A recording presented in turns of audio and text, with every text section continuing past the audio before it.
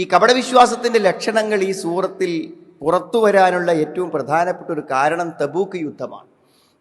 നബി സല്ലല്ലാഹു അലൈഹി വസല്ലമയുടെ അവസാന കാലഘട്ടങ്ങളിൽ നടന്നൊരു യുദ്ധമാണ് ഈ തബൂക്ക് യുദ്ധം.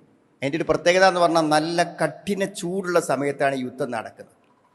ഭക്ഷണം കഴിക്കാനൊന്നും ഇല്ലാത്ത, കഠിനമായ ദാഹമുള്ള, ചൂടുകൊണ്ട് പുറത്തിറങ്ങാൻ പറ്റാത്ത അതിശക്തമായ ഒരു പ്രതികൂലാവസ്ഥയിലാണ് തബൂക്ക് യുദ്ധം നടക്കുന്നത്.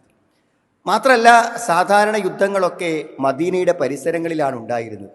പക്ഷെ തബൂക്ക് യുദ്ധം കുറച്ച് യാത്ര ചെയ്തു പോകേണ്ടതുണ്ടായിരുന്നു.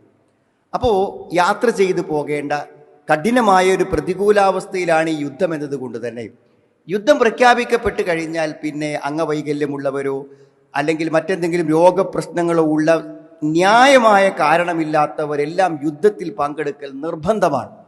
അപ്പോൾ സത്യത്തിൽ എന്താണെന്ന് വിചാരിച്ചാൽ ഉള്ളിൽ വിശ്വാസമില്ലാത്തവരൊക്കെ കുടുങ്ങിപ്പോയൊരു സമയമായിരുന്നു അത്. കാരണം യുദ്ധത്തിന് പോകാൻ അവർ നിർബന്ധിതരായി.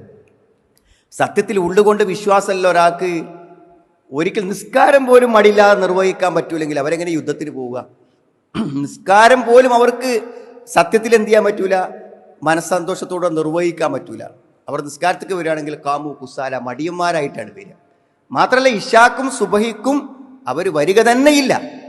ഒരു സുബഹി നിസ്കാരത്തിന് പള്ളിയിൽ പോകാനുള്ള ഈമാൻ പോലും ഇല്ലാത്ത ഒരാൾ എങ്ങനെ യുദ്ധത്തിന് പോവുക?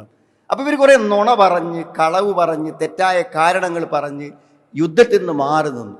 അതിൻ്റെയൊക്കെ ശരിയായ അവരുടെ മാനസികാവസ്ഥകൾ അള്ളാഹു മഹാനായ റസൂൽ കരീം സ്വല്ലല്ലാഹു അലൈഹി വസല്ലം പറഞ്ഞു കൊടുത്തിട്ടുള്ള ഒരു സന്ദർഭമാണിത്.